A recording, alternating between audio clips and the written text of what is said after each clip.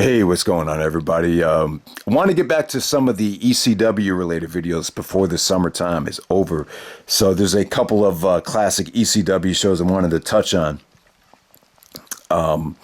Since I reviewed the Rise and Fall of ECW, but yeah, we're gonna go all the way back to Barely Legal, the first ECW pay-per-view, April 13th, 1997. And, I would say this about the show. It's a very delicate show to review. It's very difficult to review if you had, if you didn't grow up watching ECW as this was happening, because, I could definitely see some people saying, what's the big deal?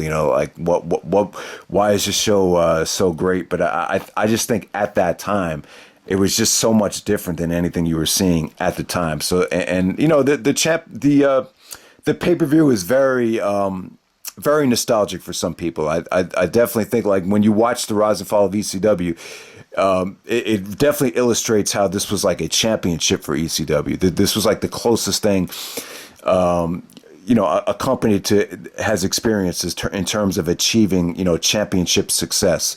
Joey Styles is crying after the show was over. They had just lost power just as the pay-per-view went off the air. So that was a miracle that they didn't lose power during the pay-per-view, because they had so much electricity pumping throughout the arena that, it was going to blow. So definitely the show provided something different.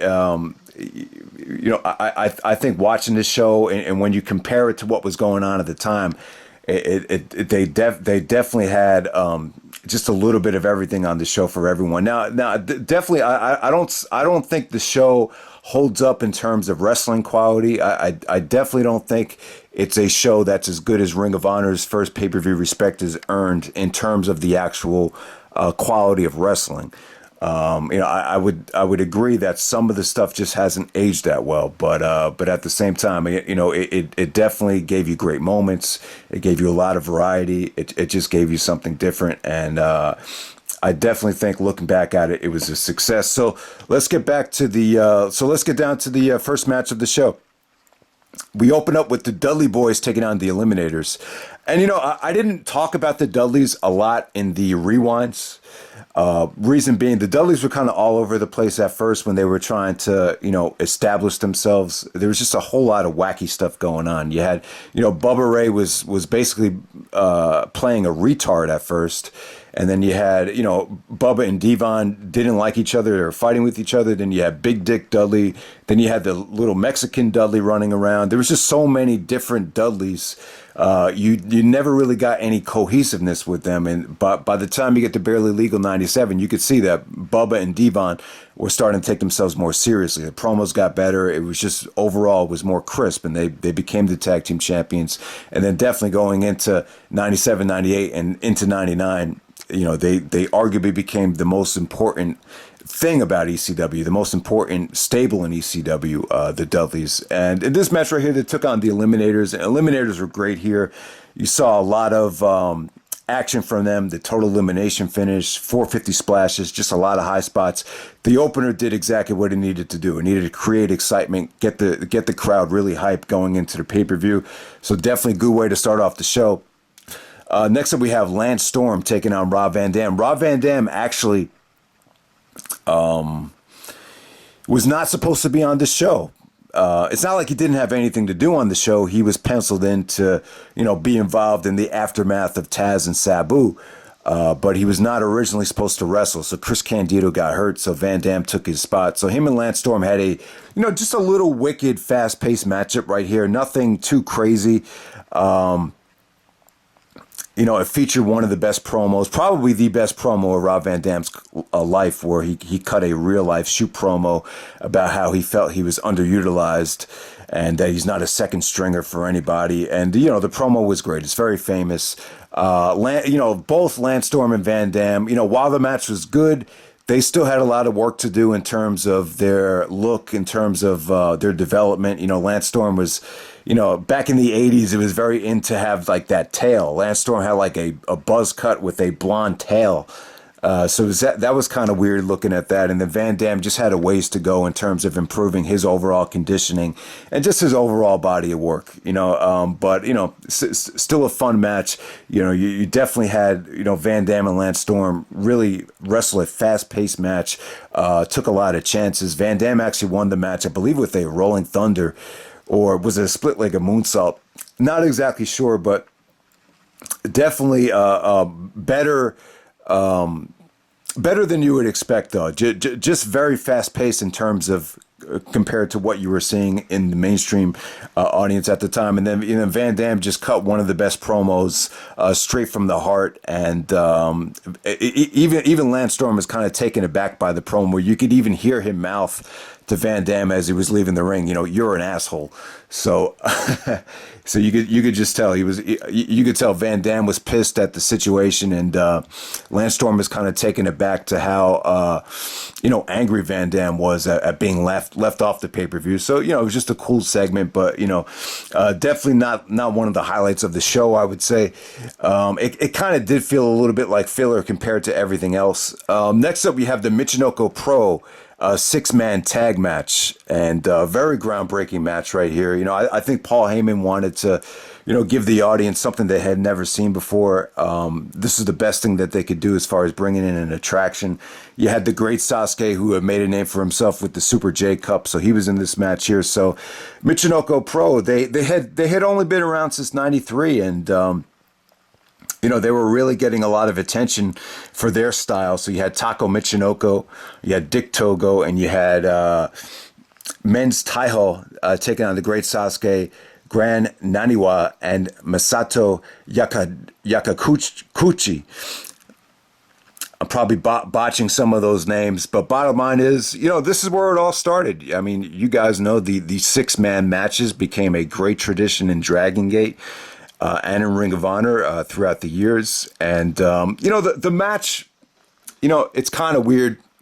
When you watch this match and compare it to what happened at Supercard of Honor in 2006, it doesn't really hold up. These type of matches have been topped from an athleticism standpoint and everything. But, one thing about the match is, the Tako Michinoku team, they were wearing BWO shirts. One guy was dressed up like a Power Ranger with the green.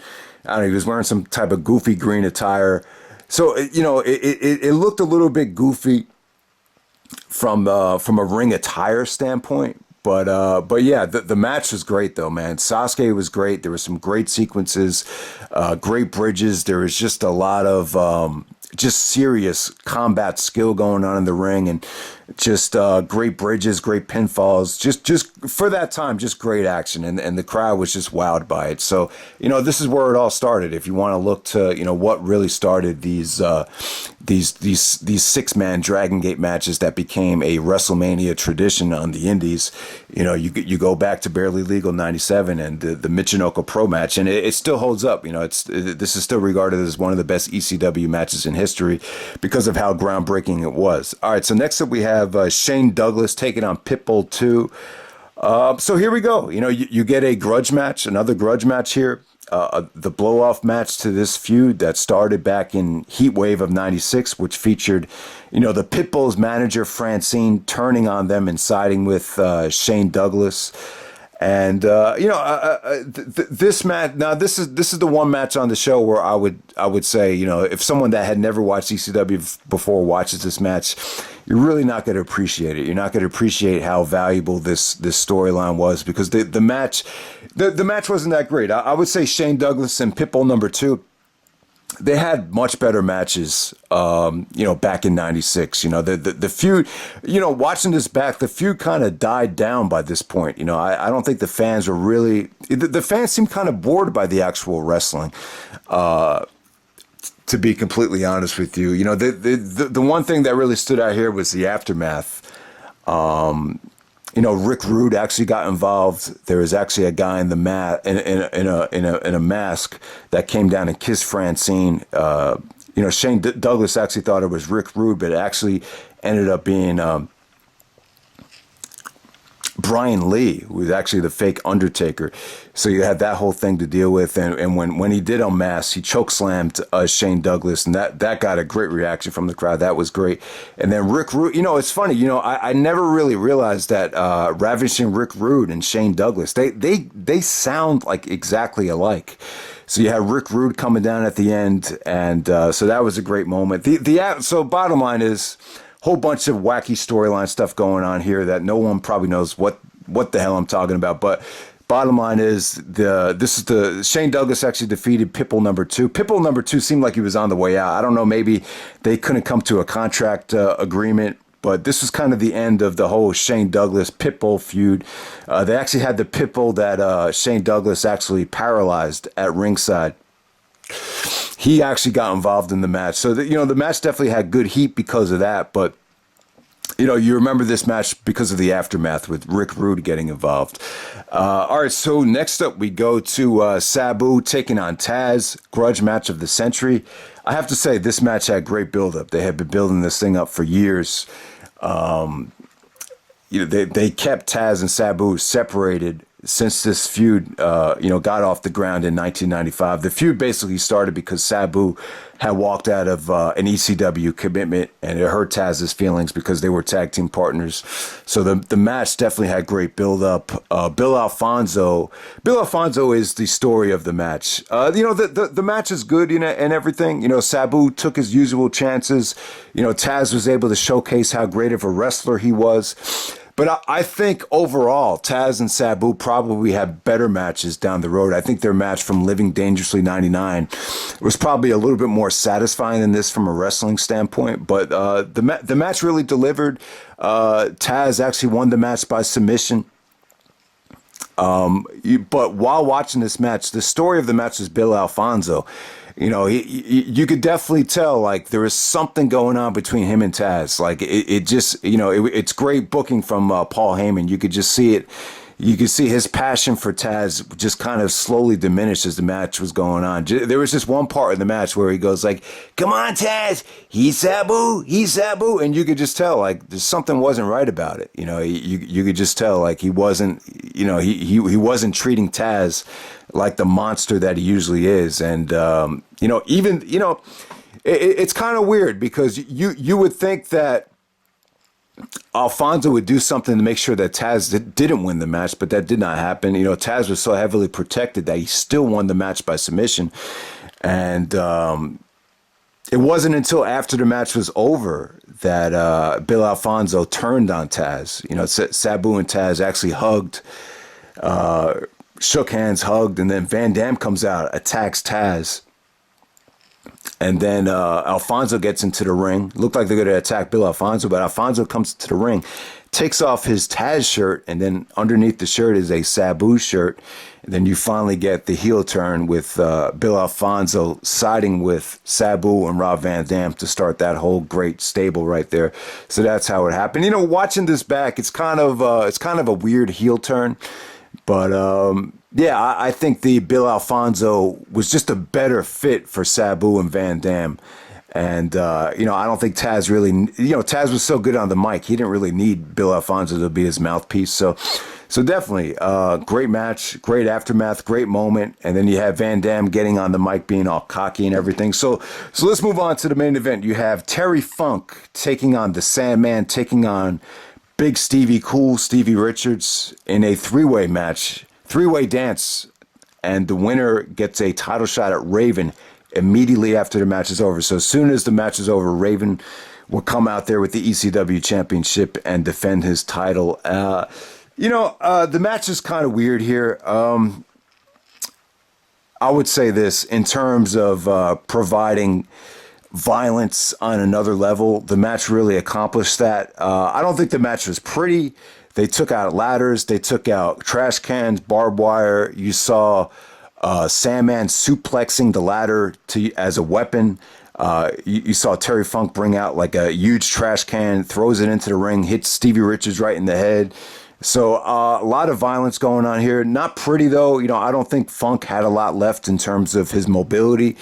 But fans were into Sandman. Stevie Richards, this is a huge opportunity for him because the BWO was hot. So, but bottom line is Terry Funk actually ends up winning the match with a moonsault over the Sandman. Then Raven comes out. Raven, the badass punk kid, challenges the old man that has nothing left, Terry Funk. And yeah, it's a good story. You got old man versus the young upstart in Raven, and somehow, some way, Terry Funk wins the match with the small package. The whole segment came off great. I don't think it's aged that well.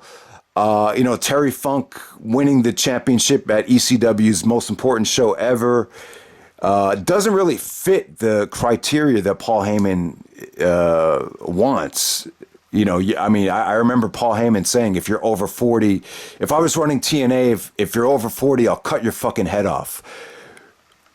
The same guy that said that puts the championship on Terry Funk at the biggest pay-per-view ever. Does it really make sense? I think Heyman was really invested in the story he was trying to tell. This old man that just doesn't have anything left overcomes this badass punk kid Raven. What a story. And I agree to a degree. It is a great story. I just think this, at the time, for ECW to become a major player on the mainstream level, this is the story they needed to tell. And at the same time, I think Terry Funk really gave them legitimacy. I would kind of compare it to Quentin Tarantino, starting out as a director with his producer Lawrence Bender. You got two guys that were kind of broke at the time, trying to make their way into Hollywood, and it was Harvey Keitel that gave them legitimacy. Harvey loved the script to Reservoir Dogs and agreed to be in the movie, and it was Harvey Keitel that gave them legitimacy, and I think they were looking at Terry Funk to kind of do the same thing for ECW, and that's what it accomplished. So that's Barely Legal 1997. Am I a huge fan of the show? Not really, but there's some great matches on the show. I would say there's 3-4 star matches. I would say the Michinoku Pro match delivered. I would say Sabu and Tazz definitely delivered as far as the grudge match and the aftermath. And then I would say the main event as a whole with Raven. I would just give the overall main event, including the Raven match, 4 stars. I thought it was a cool story. I thought at the time it epitomized exactly what ECW was all about. So definitely the pay-per-view, in my opinion, delivered on that level. But do I think it's a groundbreaking wrestling pay-per-view? Like, I don't think Ring of Honor's first pay-per-view was as good as they could have done, but I still say Respect is Earned is definitely a better wrestling show than Barely Legal. But, Barely Legal kind of gives you a little bit of everything. And from an emotional standpoint, a lot of people will probably say this is still like the best thing that ever happened to ECW, is finally getting on pay-per-view. And, because of the emotion that was attached to it, it really is a, I would say it really came off better than expected. So definitely check it out, guys. Like I said, though, I don't think everyone will fully appreciate how great the pay-per-view was, but it definitely holds a special place in a lot of people's hearts. So I could definitely understand that. So I'll be out and see you for the next video. Next video I'll do is Anarchy Rules 1999. All right.